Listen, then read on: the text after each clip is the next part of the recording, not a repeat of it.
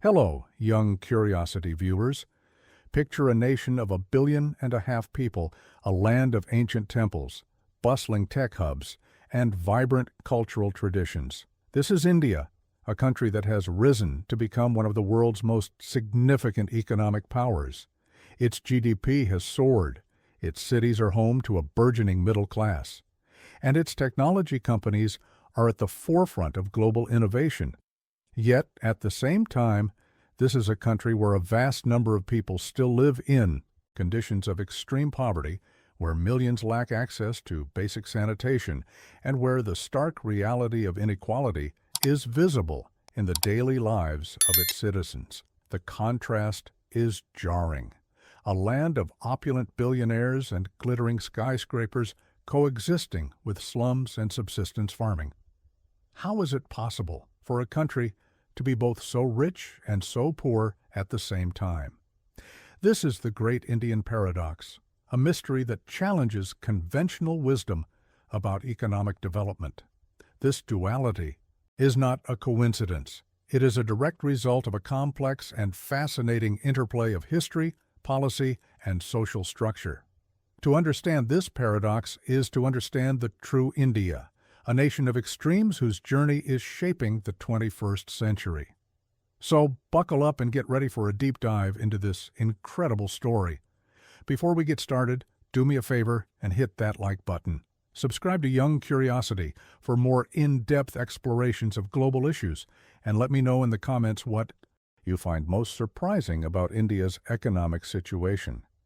The roots of India's economic inequality run deep, all the way back to its ancient caste system and its colonial past. The caste system, a rigid social hierarchy that has defined Indian society for centuries, historically relegated certain groups to positions of poverty and social exclusion, limiting their access to education, land ownership, and economic opportunities. While the caste system has been officially abolished, its legacy continues to impact economic outcomes today, creating a form of structural inequality that is difficult to overcome.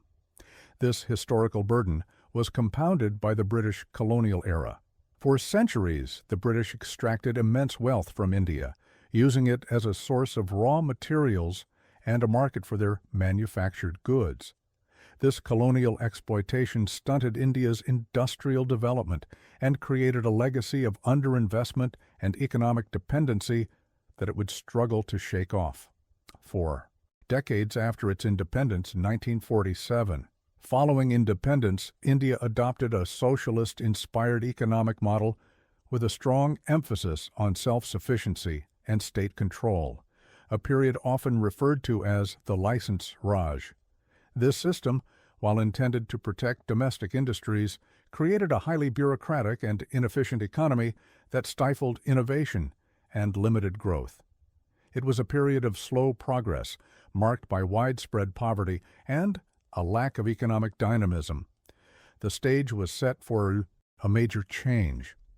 That change arrived in 1991, a pivotal year that completely reshaped India's economic landscape. Faced with a severe balance of payments crisis, the Indian government under Prime Minister P.V. Narasimha Rao and Finance Minister Manmohan Singh was forced to undertake a series of radical economic reforms.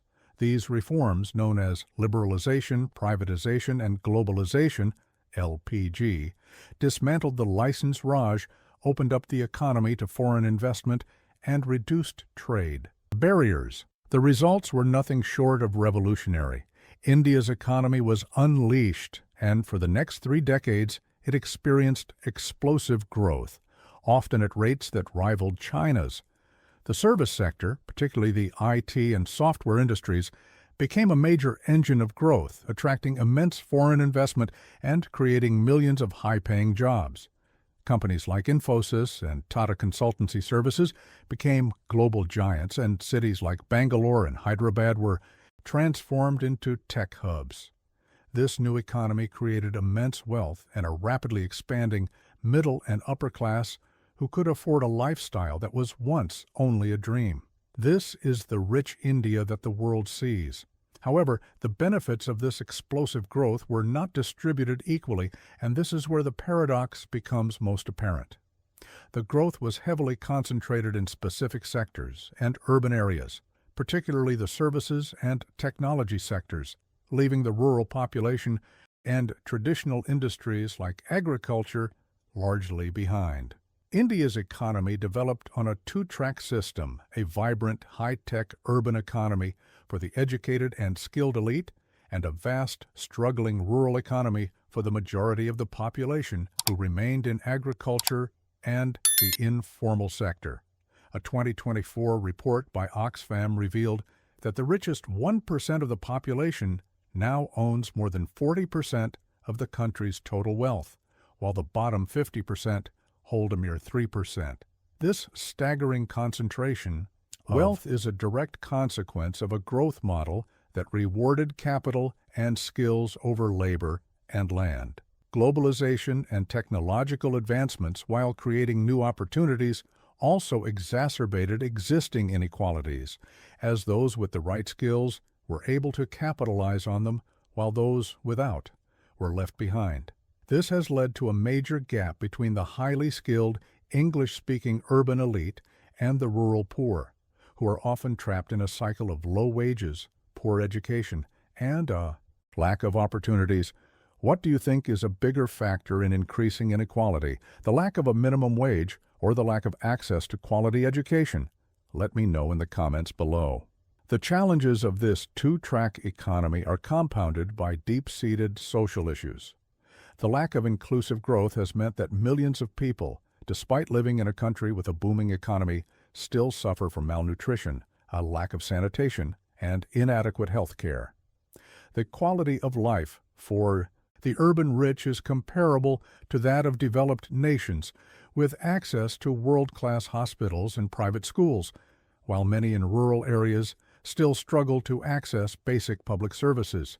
The government has recognized this issue and has launched a number of ambitious social welfare programs to address poverty and inequality.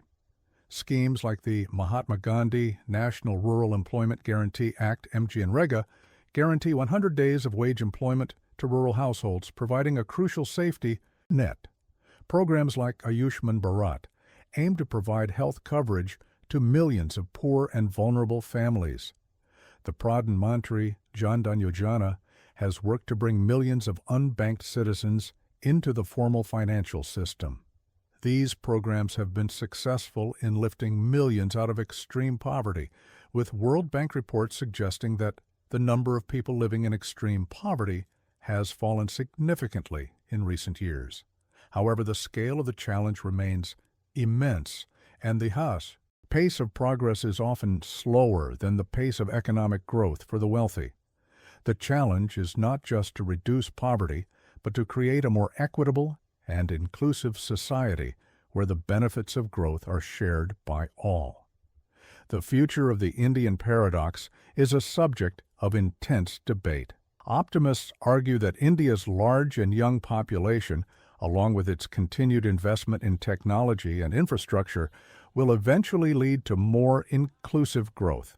They point to the country's rising global influence and its burgeoning consumer market as signs of a prosperous future. Pessimists, however, warn that without significant reforms to address inequality, corruption, and social exclusion, the country risks a social and political backlash that could derail its economic progress. The widening gap between the rich and the poor, if left unchecked, could create a level of social instability that threatens the very fabric of the nation. The story of India is a powerful lesson in the complexities of economic development. It shows that rapid growth, while desirable, is not a guarantee of shared prosperity. It is possible for a country to produce immense wealth while large segments of its population are left behind. The key to India's future lies not just in continuing to grow its economy, but in ensuring that the benefits of that growth are shared more broadly, turning the great paradox into a story of true and lasting progress.